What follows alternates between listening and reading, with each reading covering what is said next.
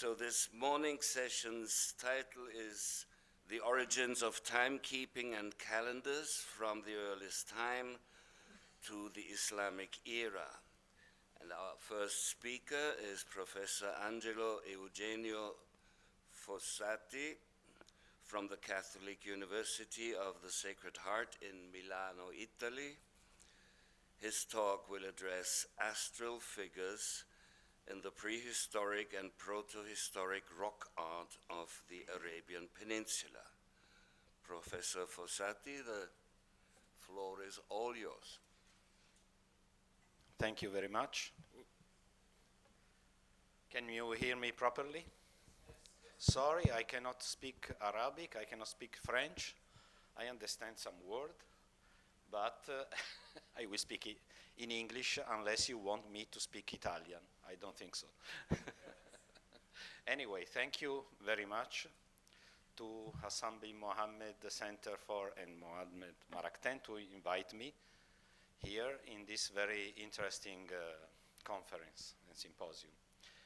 My topic is a little bit, in a sense, different from you will see in these days, because when Mohammed invited me, I said, well, but I'm not used to talk about calendars, especially calendars in rock art. It's something that it's probably very rare, if unique or non-visible in a sense. And, but I suggested this title because in rock art we have several representations. We don't have calendars, maybe, but we have several representations that can be related with astral topics, like sun figures, stars figures, and in a sense, moon, as we will see later on. So the Arabic area, the peninsula, the Arabian Peninsula, it's obviously full of rock art, sometimes known, sometimes not. In Saudi Arabia, we have at least two UNESCO World Heritage sites. In the Emirates, we have two sites in the tentative list. And in Oman, we are working, because I'm working mainly in Oman in these recent years, we are trying to put some sites in the UNESCO tentative list. But obviously there are many sites that are not in this list, but they present the topics of my presentation today. So in a sense, also for rock art, the problem is the chronology, how to establish a good chronology for rock art. Obviously, there are some suggestions that comes from well, we cannot date directly the rock art, especially the engravings, that is the major presence in the peninsula. We have paintings that can be dated directly in case the artist used charcoal or some organic material. But if not, the engravings are really impossible to date directly, unless they represent some objects that can be dated, and also through the superimposition between figures. That is this case, for example. I don't know if it is, can we turn off the light completely? At least for my presentation, because I don't like the light on the screen. I don't know if you can see the figures in these boulders. They are visible, but not exactly as you will see with my tracing later on. So you can see some solar figures, but they are also other things that are less visible, maybe. They are daggers, but anyway, so these are solar figures or something else. For example, sea anemones or starfish. This is a big issue for the rock art interpretation. We don't know exactly, but it is interesting that this marine subject belongs to a very old age, according to the superimposition and the erosion of these figures. We can date these things to at least to the 5th millennium before Common Era, so in the so-called Neolithic period. You can see that these solar figures, let's call them like this, are overlapped by daggers. This T figure, these are daggers. How do we know? Because this is a common theme in the rock art of, especially of UAE, Oman, and Yemen too. And sometimes you find small items, sometimes bigger, to represent daggers or even swords. And this is a very characteristic. And you can see also there are superimposition between the same motif, like here, for example. So this long blade covers this small one.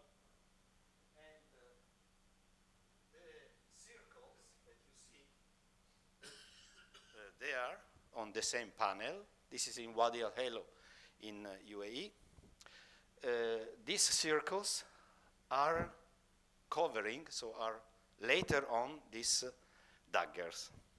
So you see, it's the problem of the chronology of the rock art. Oh, no, okay.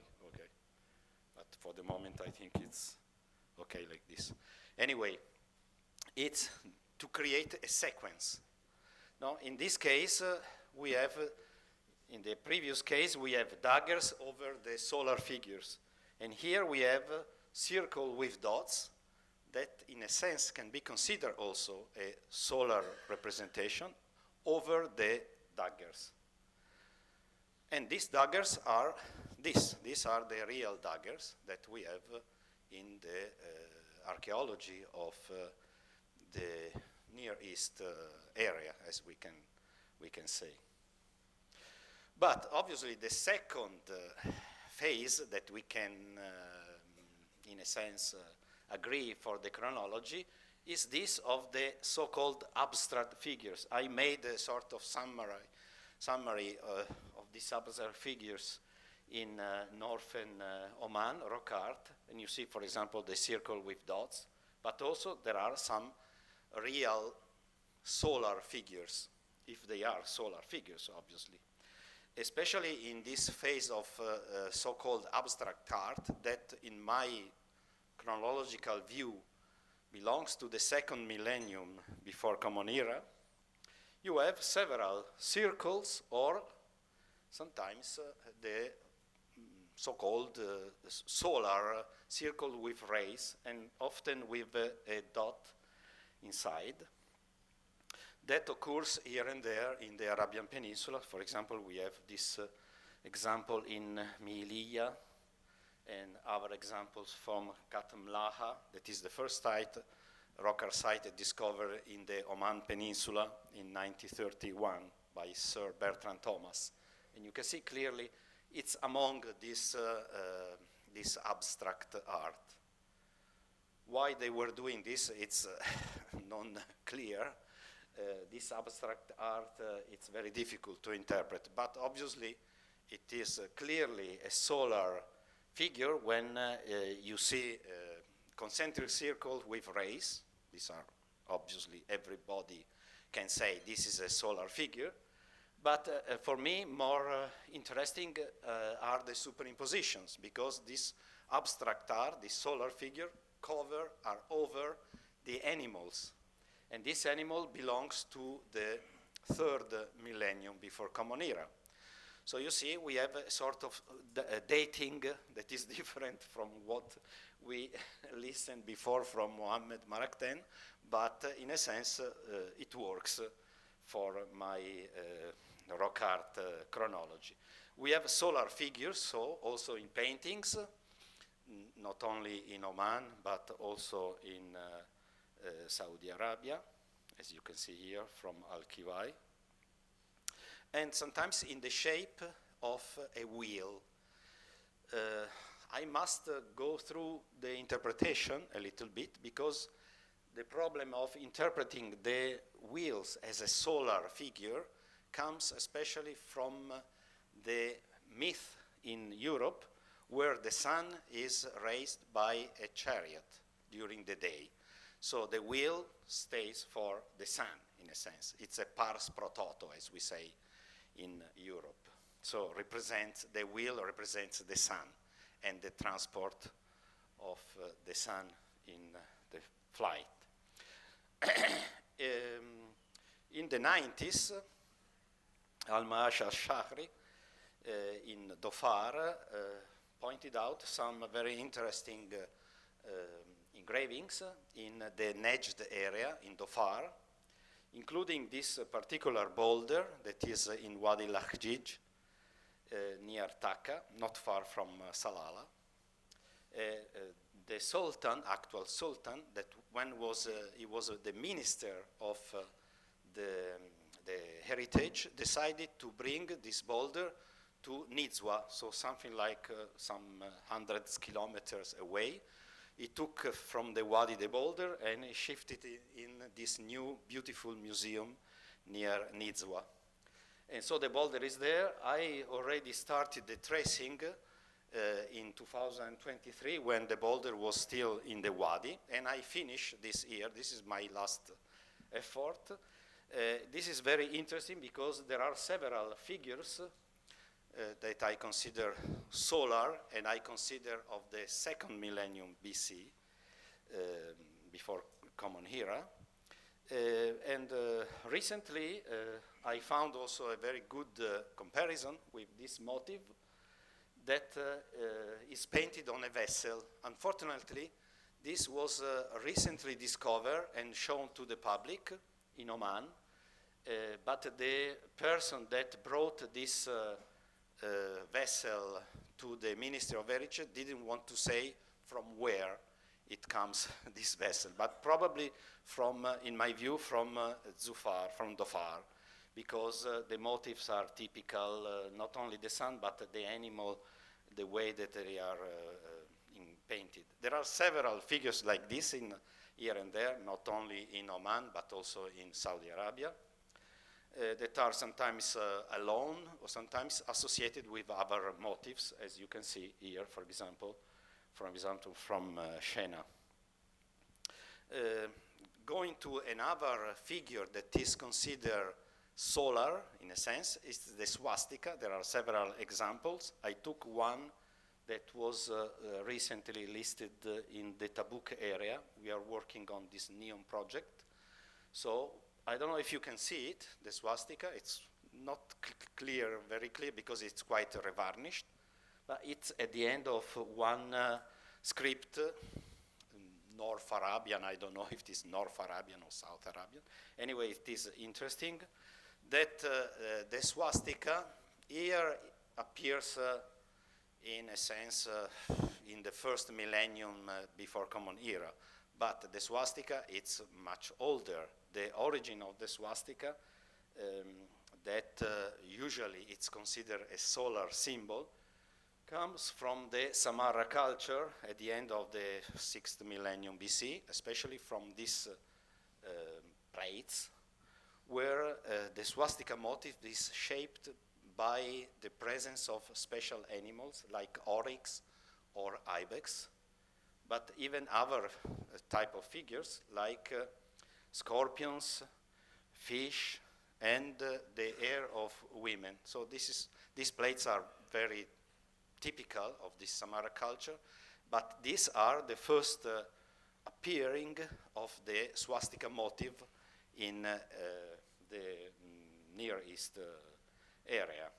Then this motif obviously spread east and west, arrived also in my region, Val Camonica, in the Alps, in Italy, where it is often associated with warriors. But we have the same motifs also in other area, for example, like here, in not far from this Western Africa. This is in Mali, but it is practically the same motif that we have in Val Camonica. So it was a person from my region that went to Africa for a trip. I don't think so. It's just a common idea of making a swastika as a solar symbol. We have also stars. Here, for example, two examples from Oman.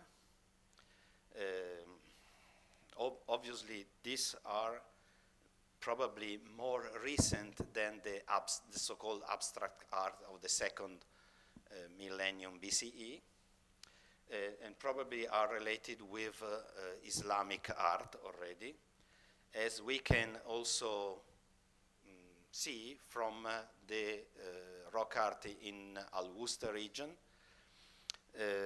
where there are these motifs that we can consider in a sense associated with the stars, like Solomon knots or pentagrams, or obviously tribal signs, including these 5-point stars like pentagram that appears also.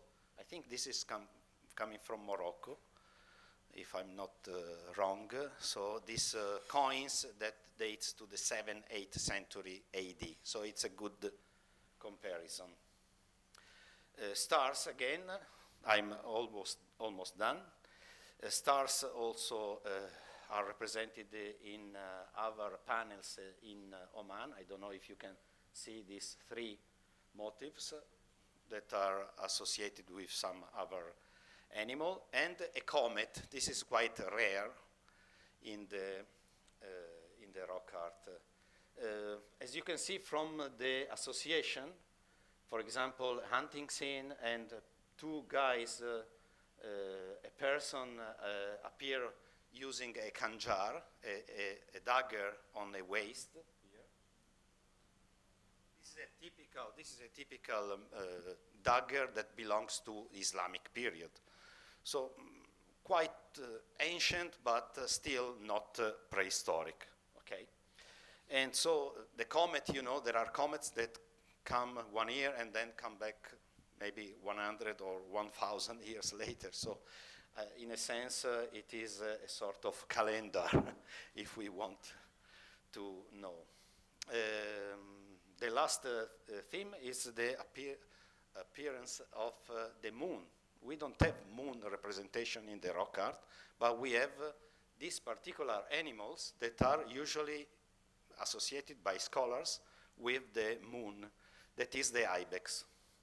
And I would stress here the association between, it's a secondary association, so artists that put solar circle or circle with dots near the horns of the ibex, not only here, but in other cases. We have, just for comparison, several ibex figures. It's one of the common theme in the nearest area, but also in Central Asia, as we will see in a moment. So from Gobustan, Negev, Uzbekistan. So it's one of the very common theme. And Saymalutash, Kyrgyzstan, it's full of this beautiful ibex. But to stress the association between the circle and the horns, you can see not only the shape of the horns from, for example, from Katamlaha, or the real presence of a motif, a circular motif, sometimes not only circular, from beakers from Susa and from Gobustan. Here again. So it was made on purpose and continuously in Iran and again in Susa at the end of the 5th millennium BC. So you see these motifs. That why they are there? This is a good question. And obviously, one of the answers of the scholars It's the association between Sir Nan god with the motive of the moon. So you see, there are many questions open that I cannot answer in this moment, but I hope to have given a contribution to this seminar. Thank you very much. Thank you very much, Angelo Fossati, for your talk. And we now move on to our next speaker, while I ask you to please keep in mind your questions for Professor Fossati. Our next speaker is Amar Sakaji. He is president of the Jordanian Astronomical Society, and his talk will address the astronomical events as dating systems and calendars in ancient civilization, especially the Arabian calendar.